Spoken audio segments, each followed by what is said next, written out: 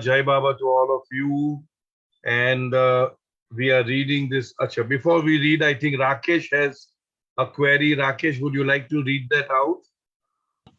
Jai Baba, this was a screenshot I took from a Facebook quote, Okay. quote by Paramahansa, I Yogananda. think Yogananda. Yogananda. But I mean, that image got deleted, so I can't read that up. So if you could do that for me. I'll do that for you. All right, Thank you. sure. Yeah, no problems. Paramhamsa Yogananda was a contemporary of Meher Baba. I have not come across any direct reference to Paramhamsa by Meher Baba, that Yogananda by Meher Baba, but there are three references in Lord Meher. He was supposed to be the first one to take the Yoga Kriya or Kriya Yoga, as they say, to the West. That was one reference. The other reference is of a person who was following, I think it was Norina, Elizabeth, and who was the third one? One very close Baba disciple. She was following the Kriya Yoga, which is supposed to be the main stand of his teachings, as I understand, of course, where she is asking Baba that Yukteswar Swami, was he a perfect master? And Baba frowns and says, is that what you are here for? Something like that. What are you asking? Such a stupid. What is there for you to know that? Then there was another reference where somebody was practicing the Kriya and Baba told the person saying that this is not for you. This is not for the Westerners. That's what Baba said. And then there's one more reference where Yogananda, Paramhamsa Yogananda ji visited what we call as Meher Mount in Ojai, where Baba had been. You know, that's a Baba's place. It's now called Meher Mount. And he referred to it as words to the effect, heaven on earth. It's a very beautiful place. And again, there was one more reference where it's like through, Yogananda ji asked somebody that when you go to India, meet Meher Baba. So that references are there, but beyond that, I don't think there was any personal contact. I'm not sure. Now the reading is, the question is, Paramhamsa Yogananda ji says, karma is greatly mitigated by the help of the Guru. The Guru sees your karma and knows what you need to do and what you need to do to get out of it. Perfectly matches with what Baba says, that without Guru, you will be only going around in circles. Without Guru, instead of eliminating or discarding or utilizing your samskaras, you may be accumulating more and more. So here it says karma is greatly mitigated. We know what is mitigated. It is destroyed, it is got over with by the help of the Guru. The Guru sees your karma. Guru is like, when we say Guru, by all means, what we mean is the Sadguru or the perfect master. He is like an MRI machine, so to speak, in today's terminology, where he can scan you through and through and will know exactly what karmas are a hindrance to you, what karmas are already on your conscious level, conscious mind, what karmas are deeply rooted in your subconscious mind. And it is the Guru, when we are closely connected with the Guru, and by that I mean a perfect master or the avatar, who's the eternal living perfect master. He knows exactly how to go about you so that they are mitigated in the shortest possible time. So the Guru sees your karma and knows what you need to do to get out of it. Because most of us feel that we are doing something to get out of it, but actually we are getting into it because we have no knowledge of the karmic workouts, so to speak. Is that clear, Rakesh? Yeah, my only let's say confusion was that Guru or Sadguru. I mean, it's not easy that everybody finds a Sadguru. I would say, that's why I said when we say Guru, it's a Sadguru. Because see, on a fifth plane and a sixth plane, that is a wali or a peer, can also help you to a very great extent. There is no doubt about it. Yeah. But they can only help you to the up to the level they are on. They cannot bring you out of the quagmire because they are not out themselves. So only those who are out, which means obviously the Sadguru and the avatar. Yes, there are other perfect ones also who are out like the Masoob and the Saliks, but they are not very intimately involved, with the help part of it. So that is it. Okay, Rakesh? Yeah, so Yeah, not go on. everybody is also intimately involved with the Sadguru. Let's say No, the Sadguru sees karma, but not everybody. So no. for people in general, let's say for us, we can't be expected to have a guru as, let's say, Sadguru who's keeping a watch over us all the time. See, you are mistaken, very sadly mistaken. You already have Meher Baba with you. Yeah, no, I know. Who is the guru of all gurus, whether you accept it or not, whether you accept my statement or not. Otherwise, I do. you wouldn't be coming, or you and I would not be coming in his love orbit. You see, so basically, we are all so what should I say, blessed and endowed with his blessings that we are at least we got to know his name. We are studying about him. We are trying to love him, and we are trying to lead a life which will please him. So, in a sense, we are all in his love orbit, and he will definitely take care of each one of us. Okay. All right. And Thank you as so you much. rightly said, now that you said, not all are fortunate enough to have a guru, and by that, Sadguru.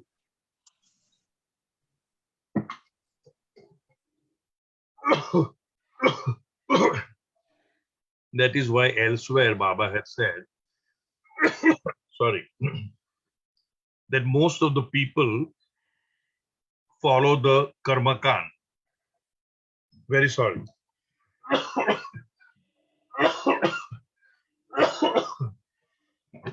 The Shariat part of it, the karma kan, the rites and rituals, only they are as if they are in a goods train, a freight train, which will take a very long time to go from one place to another because it is always shunted out to give preference to other trains. Then the second type of people are those who actually live a life of love. They may or may not do karma kan, and they live a life of selfless service. But those are the ones who are like in a normal train which will stop at various stations as per the timetable. And then there are those who are intimately, dedicatedly following a Sadguru or the avatar, who's the eternal living Sadguru. For them, it is like the Sadguru will take them from where they are to where they are expected to be, they ought to be, without much of stopping and all that. So, this is what Baba had said earlier. But then for the last category of people, it is those who are holding on to his Daman, not running here and there. There are many people who would run here, there, this guru, that guru, with all due respects to everybody. But Baba himself had said that once having come to me, you just hold on to me with both hands and do not worry. Your responsibility is now mine. Offer everything to me, your strength, your weaknesses, your attachments, your shortcomings, your whatever your bad habits, just offer it to me and I will take care of everything. So if we are able to do that, then I think by and large if we can construe that we are in that train where Baba will take us where he wants us to be. Okay, Dilshad has a question. Yeah, Dilshad. Cyrus Ji, my question is slightly related. Ji. So if you allow me, if I can ask now or I can ask you No, separately. you can ask. We are all related only. Don't worry. Cyrus Ji, in terms of Sadguru or the perfect master, as I understand, there are always 5 that exist at any point in time. Correct. But we do not know who they are. Right. Right. And in Baba's time, those 5 Sadgurus Baba has Named. Yeah. And in terms of avatar, the previous avatars that he has said, which also was one of the first things I learned And I remember asking you or somebody the question as to why somebody like Guru Nanak Ji is not an avatar. But Baba has said the names, and there are these pictures also with those 7. Okay. So is it then arguable that there would be other avatars also that Baba has not named? Plenty of avatars, because when Baba, somebody asked me, "Hey Baba, was Zoroaster the first avatar? Zarathustra?" Huh? And Baba said, no, there were thousands of Zoroasters before him, but Zoroaster was the first in this cycle of time, And that means that as of today, Meher Baba was the last avatar, is the last avatar, and Meher Baba himself proclaimed that I will come back after 700 years. So obviously that the person, whosoever in the name and form, will be the avatar of that time after 700 years, because eternity runs into millions of years. So there will be thousands and millions of avatars after Meher Baba also. What's my point? So Cyrus ji, there is a sentence in God Speaks that there have been minors and made other avatars. Yeah. What reasoning you gave is the reasoning I had, and what I understand is that in this particular lifespan, we saw last time about time being an aspect of illusion and time being different otherwise, and is a infinite, non-ending. So what I understand is that when Baba has named as Zoroaster, Ramji, Krishna Bhagavan, Buddha ji, Okay, Jesus. Muhammad, Paigambar, Jesus Christ, and then Meher Baba. After Buddha, Jesus Christ, then Muhammad. Go ahead. Yeah. And that is also in this, so in the songs and in the highest of the high also is mentioned that. So then in this particular period or particular lifespan, I'm sure Baba would have named if there was anybody else, right? Correct. So then there should not be any dispute in saying that these are the only avatars in this particular cycle of time. See, basically, I would not like to go deep into that, because Baba did say about several minor avatars which comes, which nobody even recognizes, and Baba has not bothered to say, except for Shivaji Maharaj, and Adi Shankaracharya was also known as that. And then there was other, Baba said that once one minor advent took place as a sweetmeat seller. He did not give anything much about it. So I don't, as I always maintain, that really I would never like to break my head into how many avatars and this and that. I would like to focus on what Baba said, how we should conduct ourselves, and are we doing that? Because that is not my department. What I've got nothing to do with that. So if your question is, are they the 7? I would say, according to my understanding, Meher Baba had named only these 7. But there could be 700 also. We really don't know. So Cyrus ji, in my limited submission and last question is that when Baba has talked about 56, perfect ones and the circles and all that, so they would be in the spiritual hierarchy at a different minor or a lesser hierarchy, but these 7 are what he has said. No. Okay, what Baba has said is that there are always and at all times 56 God-realized souls, among whom there are 5 who are known as perfect masters or Sadgurus or Kutubs. And when the avataric advent takes place, then this God-realized souls becomes 57, where the avatar takes charge of the entire spiritual hierarchy. And obviously, the people keep changing, but the numbers are constant. That is what he said. Thank you so much. Thank you. Ram Nori has a question. This is about the what Baba said about naming the avatars. It is not if you look at page number 187 of God Speaks. Wow. It clearly says Zoroaster, Ram, Krishna, Jesus, Buddha, Muhammad. No, Buddha, Jesus. No. Ram, Krishna, Buddha, Jesus, Muhammad. No, but here the order is, I'm reading as is from the book. The order is, they reversed it. It could be a mistake. I'm just reading, verbatim. Yeah. as it is in God Speaks. I'm reading it out from God Speaks. If it And is it there, also, if it is there in God Speaks, then definitely it's a mistake. I suggest you write to yes. Sufism that this is a mistake. Maybe they'll No, change. that's okay. That's okay. I'm the important point is there are others. Bolo. And also this is God man. Yes. But if you take, the Dasa avatars, the first four are not God men. They're God bodied. Yeah. So, Yeah. So they are avatars. yeah. They're not God men. That's So exactly why I people said. need to know the difference. Yeah. So instead of saying, it's just 6 or 7, Mhm. there are a lot more minor and major. Right. So, yeah, that's what I wanted to say. Thank you, dear. Thanks a lot. Okay. I appreciate. But Baba, that's why I said that Baba named these people. So we stick to that. And even Yeah. if there's 7,000 more, how does it matter to us actually? Yeah. Yeah. Thank you. So now shall we start playing one's part? Page The- 47. Page number 47 of Intimate Conversations with the Awakener. And the title is Playing One's Part. Go ahead. I was resting in my room on a comfortable reclining chair. However, my mind was restless, unsettled like a scrambled egg.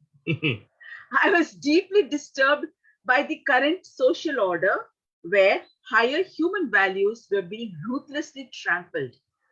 Such attitudes of people not only irritated me emotionally, but also affected my physical health. I was feeling depressed and weak. Doesn't it happen to us all? Isn't it? How beautifully is expressing what many of us may be going through, that the social order is just going to shambles and things. Yeah. Even now. Yeah, correct. No. Ram, is your hand up or you forgot to take it down?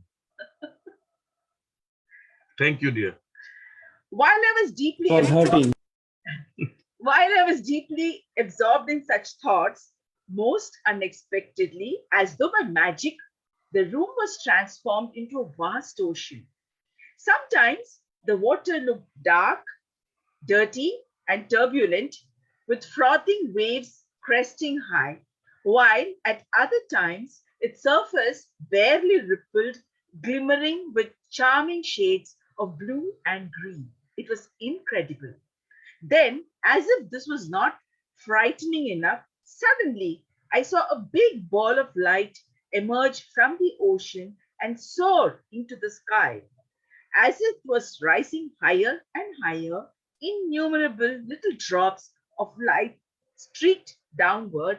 I gazed at it in astonishment when suddenly the ball stopped rising and plummeted into the ocean with a gigantic splash. In the next instant, the entire ocean was aflame. I was overwhelmed, but before I could disengage my mind from these successive stunning events, the entire vision completely vanished and was replaced with a deep and total darkness. This transformation calmed me down a bit, and I felt relieved. A sense of peace fell over me. Thank heavens. So he was visualizing all these dramas, all these scenes happening before his eyes. I don't want to read it because it's just a elaboration of Visual, what a visual aspect of what he was going through, because he was so disturbed, because he uses the word like a scrambled egg, everything was shattered. He doesn't know what is happening. It was affecting him emotionally. Human values were trampled, and he was very much affected emotionally as well as physically. Just then, from the seemingly limitless darkness, I saw you encircled in a glorious soft light, taking long strides towards me. Before I knew it, you were sitting facing me. With a benign freshness gleaming in your eyes, you gently remarked, "You look frightened, astounded. What's happened to you?" Still under the awesome influence of the earlier vision, all I could say was nothing. If nothing can make you look so apprehensive, what would you look like if something happened? You flashed a marvelous, intimate smile that had such a soothing effect on me that it brought me back to my normal state. Immediately, I blurted out, "What was that strange vision I just had?" "You seem to know all about it," and replied, "It was all projected from the depths of your mind through a pinhole point of time, and then it receded back. But why should this occur? Nothing happens by accident. Whatever occurs is part of a greater design in a person's life. The vision you had was a natural unfolding meant to shake you and wake you from your present awareness. Sometimes, when you are deeply affected, interior regions of the mind project symbolic patterns. However, if one is connected with me, such glimpses lighten and transform the inner life. So here what we understand is, because we are affected greatly, profoundly by what is happening outside, number one, because we sit on the judgment seat and try to analyze what is happening outside based on our limited intellectual capacity, as this is right, this is wrong, this is good, this is bad, and all that, it affects us emotionally, physically, mentally, and in all respects. And when such things happen, Baba says that there may come a time where you might imagine certain things. This is what he's doing is he's imagining all the ocean and going up and down and splashing down. By the way, the plummet, the word used plummeted is, it's a drastic and a dramatic fall, the violent and a dramatic fall is what is plummet there. And that's about all. So Baba is saying now that nothing happens by accident. Nothing is an accident. Nothing happens by accident. Everything has a cause and there is an effect. Whatever occurs is part of a greater design in a person's life. There is in some readings before we had said that everything is happening. There is a big wheel, a universal wheel. And within the universal wheel, there are individual wheels. And we just imagine it to be like a clock, a big clock, a big bang or some big band clock, that London has that clock. And that's the main wheel. And so many millions of small wheels are attached to that one big wheel. And as the wheel is gradually rotating, all the smaller wheels are also rotating. In other words, nothing happens by accident. It is all a part of the design that is happening. The vision you had was a natural unfolding meant to shake you and wake you from your present awareness. The present awareness was negative. The present awareness was judgmental.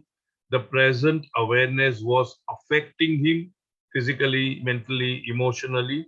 And in order to shake and wake us up from that awareness, this particular aspect, which was deeply embedded in the subconscious mind, just erupted in the form of a certain vision. Now, when Baba talks about unfoldment, any unfoldment made to shake you up and wake you up, we must understand that we have said this before, that the entire creation, the universe, is like a spiritual incubator, like a divine incubator, in which the consciousness of each one of us incubates and becomes perfect. The whole and the sole purpose of creation is to shake us and awaken us into the realm of who am I, to get to the answer of who am I as I am God. In other words, the whole purpose of creation is to make us consciously aware and realize that we ourselves are the creator. The universe has no other purpose. We are not here to make name, make fame, make gadi, ghoda, whatever. These are all byproducts. The important aspect of creation is to make us realize that we are the creator. So the vision you had was a natural unfolding meant to shake you and wake you from the present awareness. So in other words, even if something happens to us in our life, which shakes us or wakes us up, it has a purpose. And the purpose is to awaken us from the present awareness of where we are or what we are. Sometimes, when you are deeply affected, interior regions of the mind project symbolic patterns. All that he saw was nothing but symbols. Symbols have a very important part to a role to play, in so many other studies like, like Reiki and pranic healing and Vastu and all kinds of things, Symbols have a very important part to play in the creation. But here, what is important is what follows now. However, if one is connected with me, that means we all are connected with him. Such glimpses lighten and transform the inner life. In other words, if we are connected with Baba, this is my understanding, howsoever deeply rooted our samskaric patterns may be, they become light. They transform themselves, and the effect of that, which affects us, is greatly cushioned or buffered because of our constant connection, remembrance of the Lord. This is how I would read it. What? Any questions on this so far? The important part here is that stay connected with Baba in order to buffer or cushion whatever we have to go through. Whatever we have to go through, we have to go through. But being in touch with the Almighty, it softens the blow. What is the meaning of these symbolic patterns? I asked. Your life is a sequence of events and experiences which inwardly form patterns and images into symbols. When you are deeply affected, such as by the attitudes of others, these symbols are energized and projected onto the screen of your awareness. However, for those who get connected with me, the source of all, these symbolic patterns begin to dissolve, thereby eliminating a load of impressions and making your life light and lively. I'd like to read that paragraph again. Again, the emphasis is with maintaining the connection with the Lord. Holding on to my Daman is what Baba says. Keep holding on to my Daman with both hands. Your life is a sequence of events and experiences, which we all know, which inwardly form patterns and images. Inwardly, it is forming patterns and images into symbols.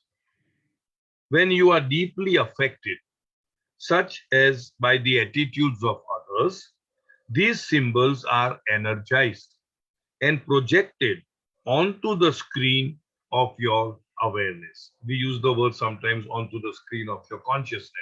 Here it is awareness. However, again, this is important. However, for those who get connected with me, the source of all, he is the source of all, these symbolic patterns begin to dissolve, thereby eliminating a load of impressions and making your life light and lively. From this word dissolve, I am reminded of another episode where I won't go deep into it, where one gentleman very deeply connected with Baba went to an astrologer. Astrologer said something like that. Baba got to know about it, and then Baba used this word.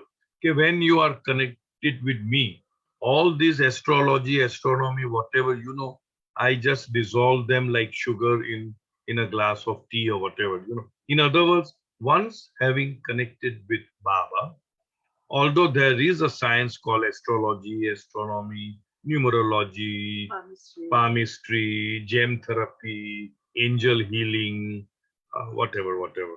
It is there. There's no doubt about it. There's absolutely no doubt. It is a science. It may not be a perfect science. It has its own shortcomings. But once having come to Baba, one need not go into all these things because our entire life is in Baba's hands and he will do what needs to be done.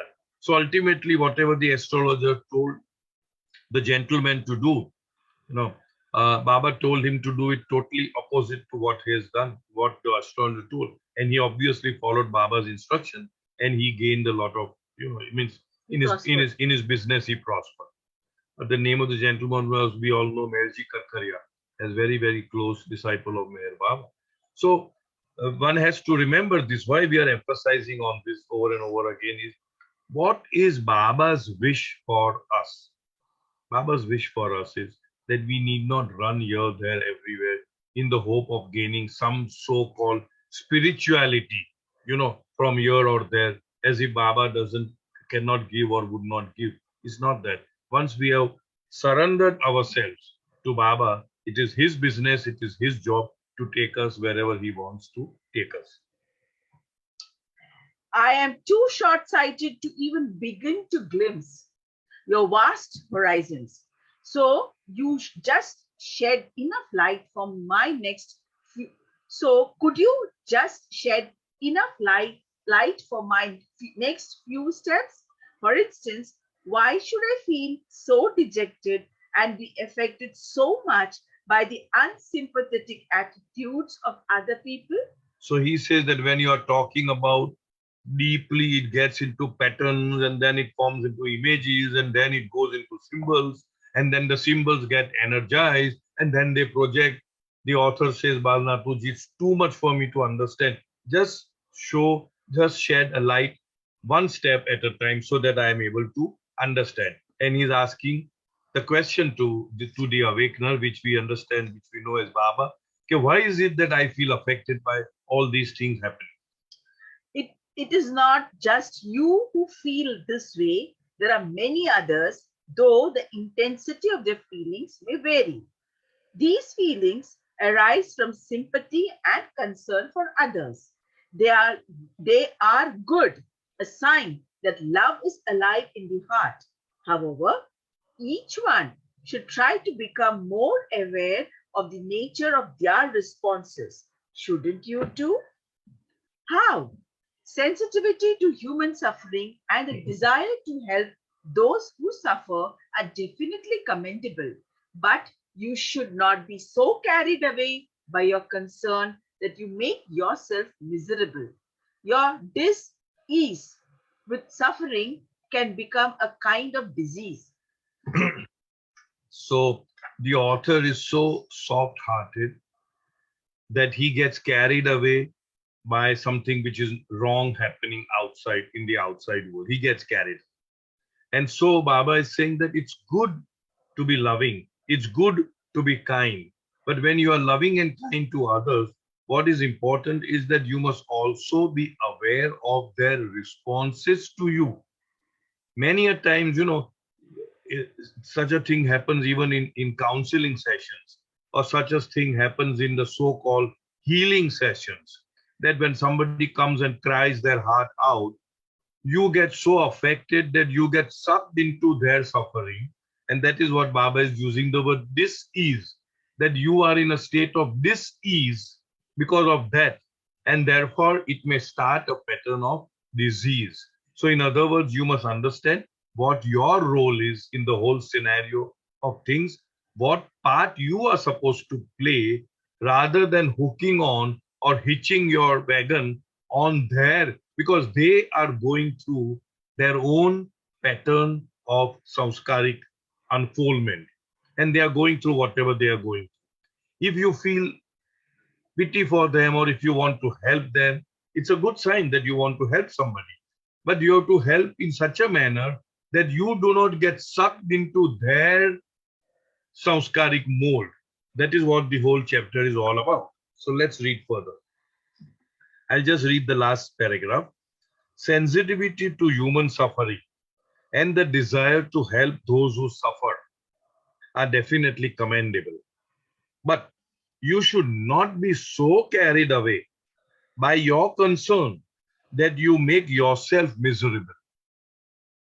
Your dis-ease with suffering can become a kind of disease. It is something like that.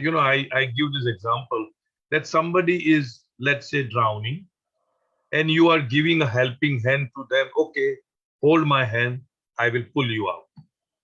But more often than not, the person, instead of taking our help and bringing himself out, the load of samskaras of that person is so huge, is so gross, that instead of him coming out, he wants to pull me in. You see, he wants to pull me in instead of him coming out. At that point in time, one must have the discretion, the discrimination, the awareness, the judgment to shake your hand off and let the person face his or her own karmas rather than putting yourself into dis-ease, as Baba says. Yeah, I think Dilshad has a question. Go ahead, Dilshad. No, I just would like to share if it is Your okay voice. with you, since you mentioned about counseling. Yeah, go ahead. I said I would like to share something if it is okay with you, since you mentioned about counseling. Everything is So, okay. Don't worry. Go ahead. as counselors, one very important word that we use and we are taught is empathy. So Yes. in terms of empathy is again different from compassion, as you very rightly pointed out about the example of a person drowning. So if the client, if the sufferer starts crying and you also start crying out of compassion, you will not be able to help. Correct. While you empathize is to put yourself in the opposite person's shoes and as yet have the maturity and control of emotions to be able to help the other person. I Perfect. just thought I should highlight this, You're right. You're this right. beautiful That is word why. called empathy. Correct. I agree with you. That is why, we have to be, in a sense, detached with your counseling patients. You have to be detached. Detachment does not mean that you are callous, you are unloving, you are careless, you are not cared to hoots. No, detached means you understand that this is your role, that is the other person's role. Detachment also means that why does that person go through whatever he or she is going through because of some kind of decisions taken in the past which has woven certain types of samskaras on the consciousness of that particular person, and the person has to go through it. We can help, we can suggest, we can counsel, we can advise, but we are not expected to be sucked into their particular mold of samskaras. Thank you. Disease? Then I would like to know its symptoms, its nature, so the attack can be cured. I exclaim.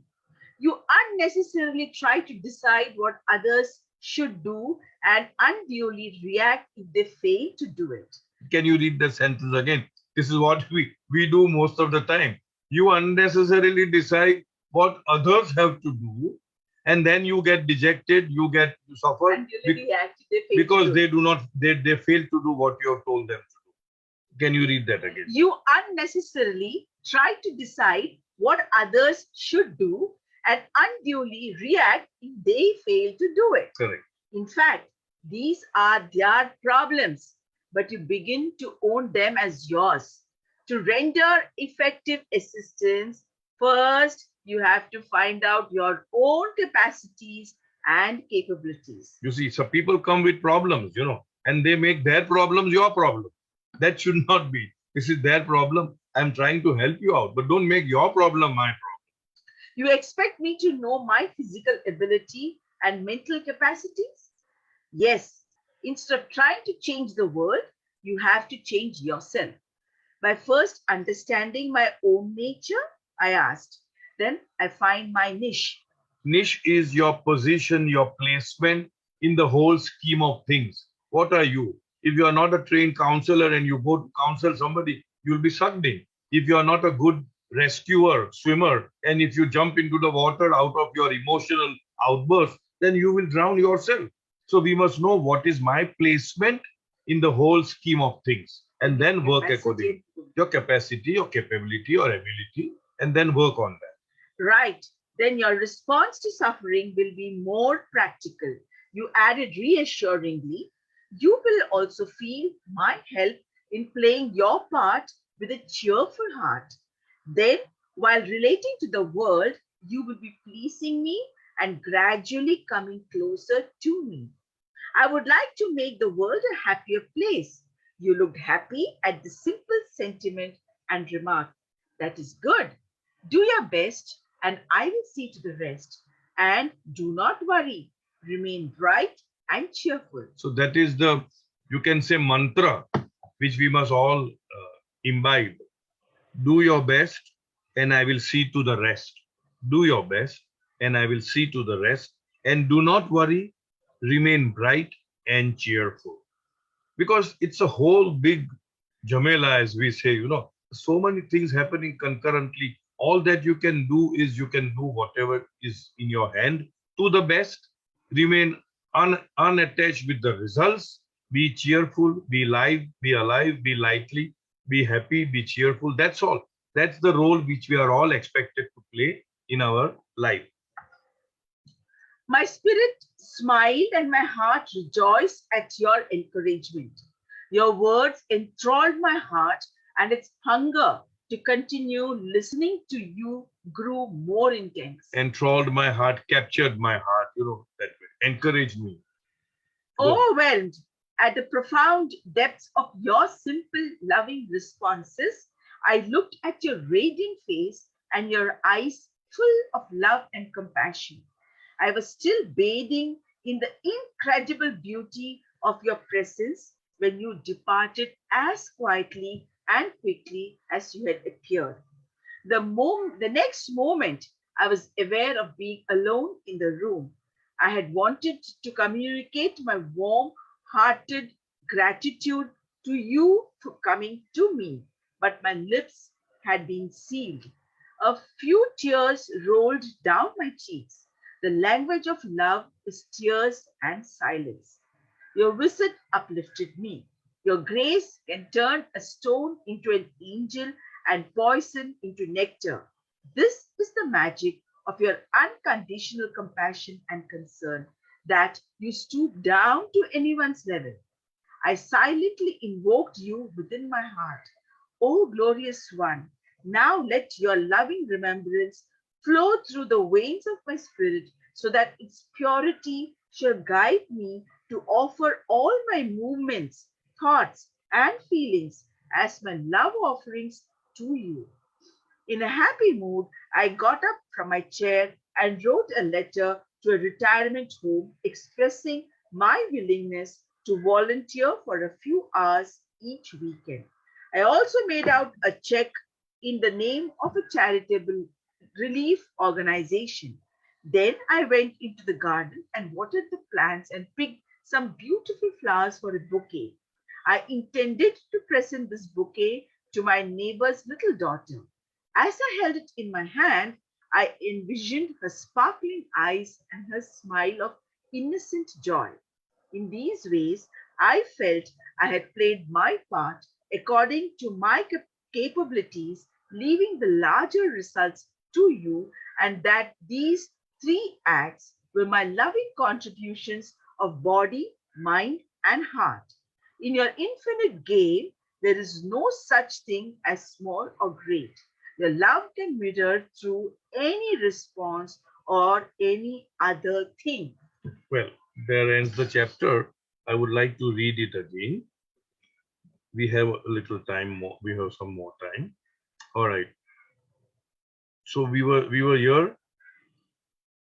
I would like to make the world a happier place. We all have this in our head.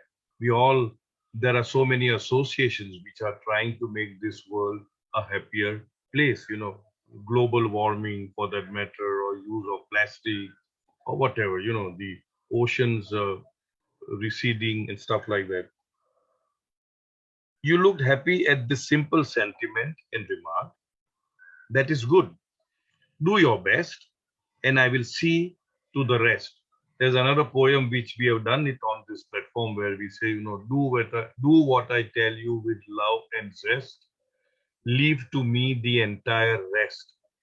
Even failures does not mean a thing when you have tried your level best. So in other words, what we are expected to do is just try our level best, because that is all that you can do.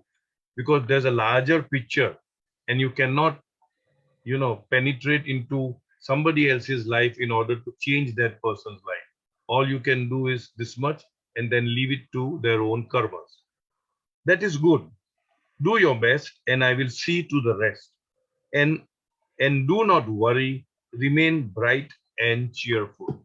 Another important thing, do not worry.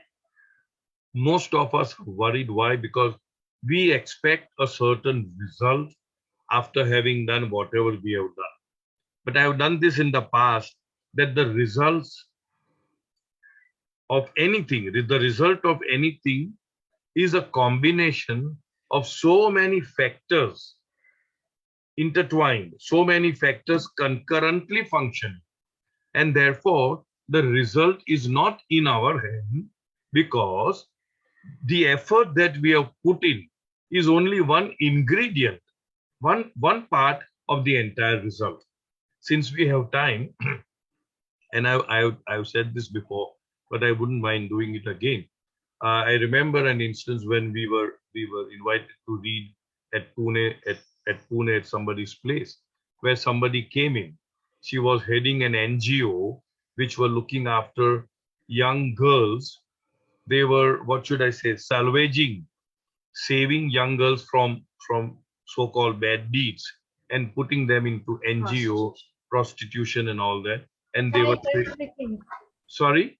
Child trafficking. Child trafficking, yeah. So they would salvage them, and they would child trafficking, even prostituting and all that. Prostitution, I mean. Right. And that particular day, the lady, elderly lady, looked very sad and all that. So I said, you don't look very happy. And then she narrated that over the past 2 years, we have been really slogging and struggling to save all these souls, and we bring them into our NGO, and we train them, and we educate them, and we do this and we do that. And then it is so saddening to know that at the end of all this, they land themselves once again from where we have saved them. So in other words, they go back to that place, And obviously that was very worrisome. That was very depressing for that lady. Why it is depressing? Because she was attached to the results, And then whatever came to me at that point in time, I just spurted out that I told the same thing, that results are the results of so many factors which are concurrently running in order to get one particular result. I said, Baba says that your job is already done if you have done it with honesty and sincerity. Your job is already done.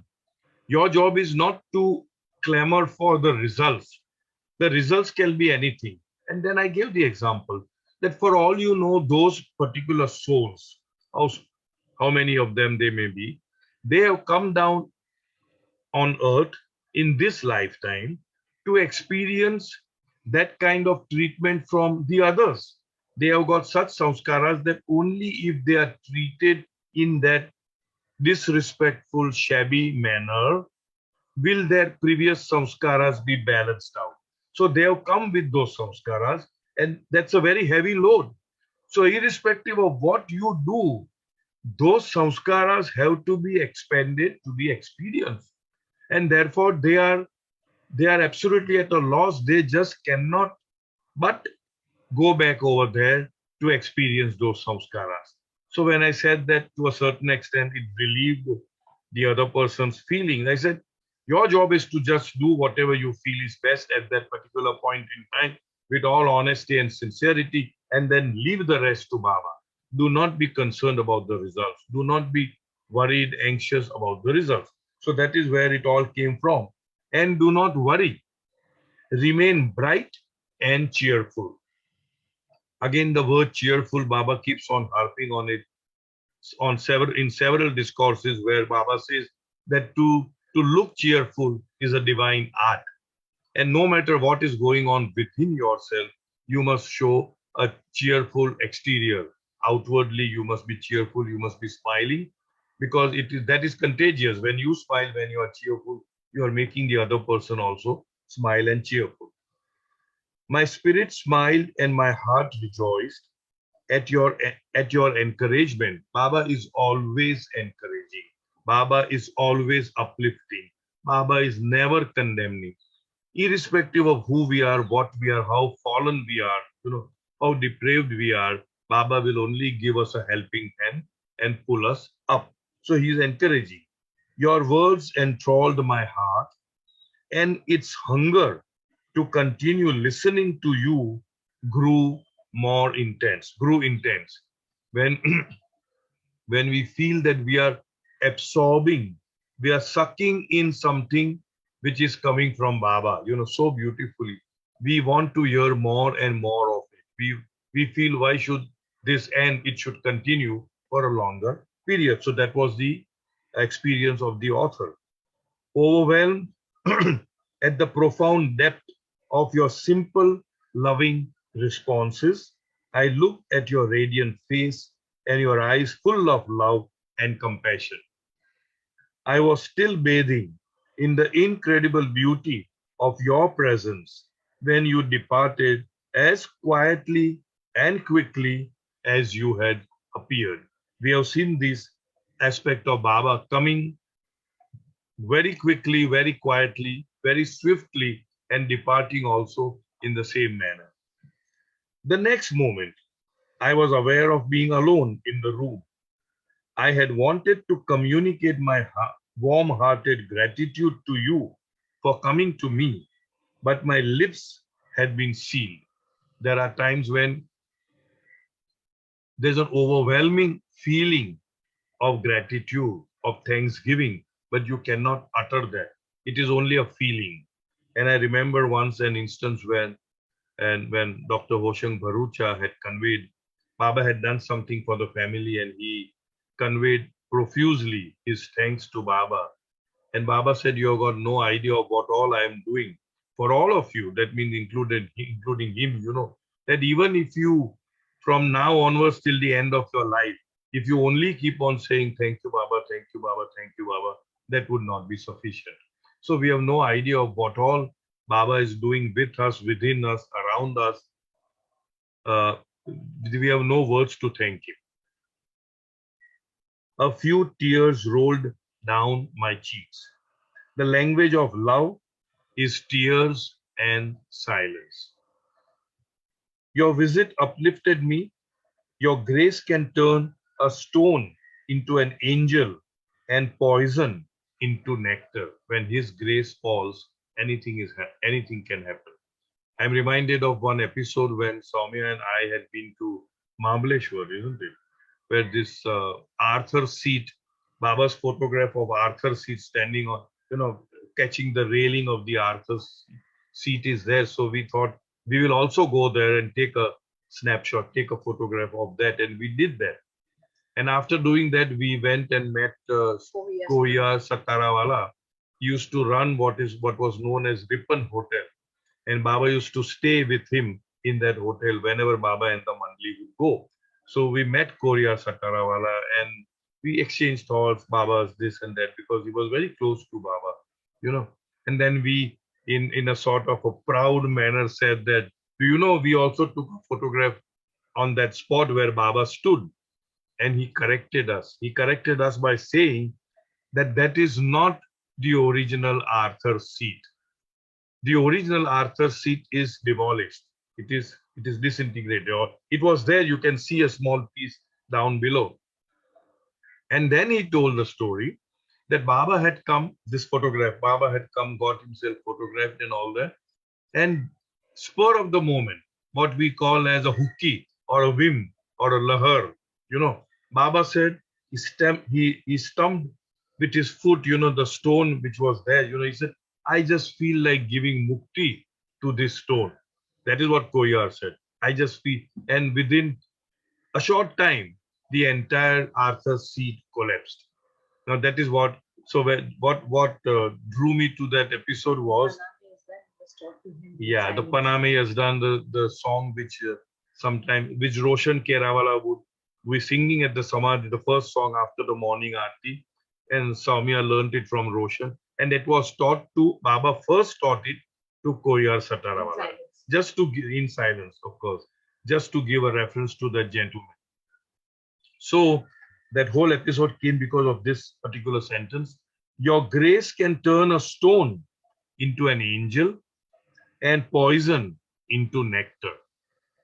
This is the magic of your unconditional compassion and concern, that you stoop down to anyone's level. again, stooping down to anyone's level, one of the aspects of a perfect master, Baba has given, what are the signs of a perfect master? One of them is that he would come down to your level in order to make you understand what he wants us to understand. So that is one of the, what should I say, signs of a perfect master, Baba had said. So you stoop down to anyone's level. I silently invoked you within my heart. This is the invocation now. O glorious one, now let your loving remembrance flow through the veins of my spirit, so that its purity shall guide me to offer all my movements, thoughts, and feelings as my love offering to you. Let your loving presence permeate my every cell, by the cell of my being, every cell of my being, so that whatever I do, whatever I think, whatever I speak, whatever I feel, whatever I act, is nothing but an offering towards you. In a happy mood, I got up from my chair and wrote a letter to a retirement home, expressing my willingness to volunteer for a few hours each weekend. I also made out a check in the name of a charitable relief organization. Baba had said that you must know what your limits are, what your capabilities are, and accordingly, you need not go all out into the world to change the entire world to make them, awakened and all that. Then I went into the garden and watered the plants and picked some beautiful flowers for a bouquet. I intended to present this bouquet to my neighbor's little daughter, just a sign of love. As I held it in my hand, I envisioned her sparkling eyes and her smile of innocent joy. In these ways, I felt I had played my part. In other words, the chapter only is playing your part. Chapter says, play one's part. How do we play? Where you are, what you are, in the neighborhood of where you are, in the office environment where you are, in the housing society where you are, play your part. At home where At you are. home, yeah, at home where you are, very important. Thank you. At home where you are, just play your part. I felt I had played my part according to my capacities, leaving the larger results to you. Don't bother about the larger results, just play your part. And that these three acts were my loving contributions of body, mind, and heart. In your infinite game, there is no such thing as small or great. Baba had said this in the discourses also, that giving thousands of rupees in charity and just putting your hand over a drooping shoulder and saying that, don't worry, I am there. Don't worry, all will be well. Don't worry, Baba is with you. From a spiritual standpoint, a smile, or just putting your hands over somebody's shoulder is equivalent to the greatest of spiritual acts done. That means in spirituality, that it is not measured by how great it is. There is nothing great, there is nothing small. In your infinite game, there is no such thing as small or great. Your love can mirror through any response or any other thing. In other words, Baba's love can penetrate even the smallest of the responses. In other words, what is required, what is expected out of us is to be earnest, is to be honest, is to be sincere, is to have a very honest longing for his presence in our midst. And if that longing is there, we can rest assured that he would be there. So here we end the chapter. If there are any questions or any sharing, I think we still have a minute more to go. You can ask. Anybody has anything to say? Dilshad. Go ahead, Dilshad. I have often observed this and shared also that Baba comes up with different, terminology. So last time I was struggling with the word spirit. Here Baba, here the author or whatever has used the word symbols. I would really appreciate if you can throw a little bit of light on that, because impressions, sanskaras are mental impressions, and that much, I mean, we've Frankly, read. no, frankly, I may not be able to throw any light for a simple reason that it is also above me. All that he said was that when we are deeply affected by something outside of us, when we are deeply judgmental about what is right, what is wrong, what should be happening, what should not be happening, it creates a sort of a tangle in terms of samskaras, which for samskaras and images deep down, we have no idea. When I say deep down, I'm putting my hand here, but it could be here. We really don't know. And Baba said that they convert themselves into symbols, and then these symbols just flare up. And what you saw just now about all that ocean and sparks and sparkling and shimmering and plummeting and all that was nothing but your own imagination caused because of those symbols, which were in turn caused because you were greatly touched, affected emotionally, mentally, and physically by what is happening outside of you. I don't think I can throw any more light on what are symbols. Maybe some masters of Reiki, pranic healing may be able to do, but that's not it. I know, but I don't. The I very don't have. imagery, what he has depicted. That's the image, yeah. Yeah, so it's something so different for different people. Okay. Okay, then. Thank you, Thank you Baba. so much. Thank you, dear. Avatar Meher you. Baba. Jai. Jai Baba. Jai Baba. Thank you. Jai Baba. Thank you. Lovely. Thank you, Jai Baba. Jai Baba. Jai Shri Krishna. Jai Shri Krishna.